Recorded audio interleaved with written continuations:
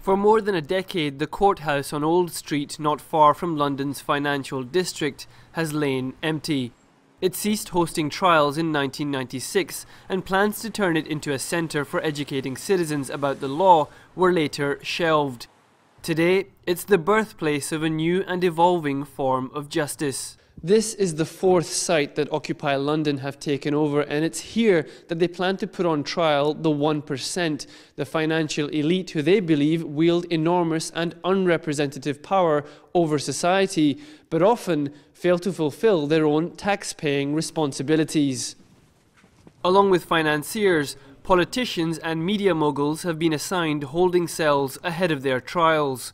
The occupiers want to use their new courtrooms as a tool to raise public awareness of what they see as injustices being perpetrated by corporations and the establishment at the expense of wider society. There's a lot of tax fraud going on in big business. There's a lot of offshore stashing of money that should be paying for our services that are being cut. Our libraries are being shut down. If people don't stand up now, they're going to lose it. We've got a puppet show for politics.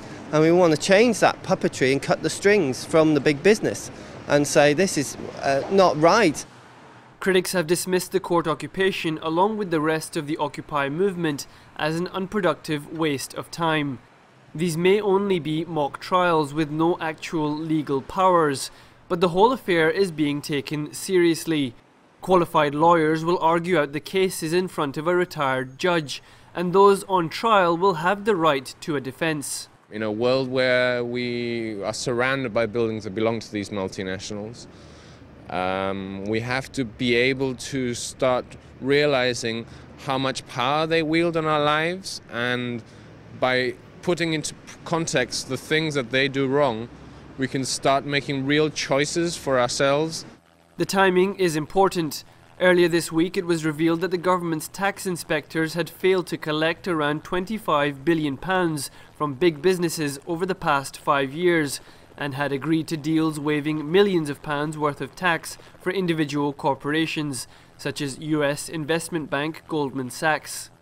And it's perhaps frustration with this state of affairs that drives those that are now setting up their own alternative judicial system. Hassan Ghani, Press TV, London.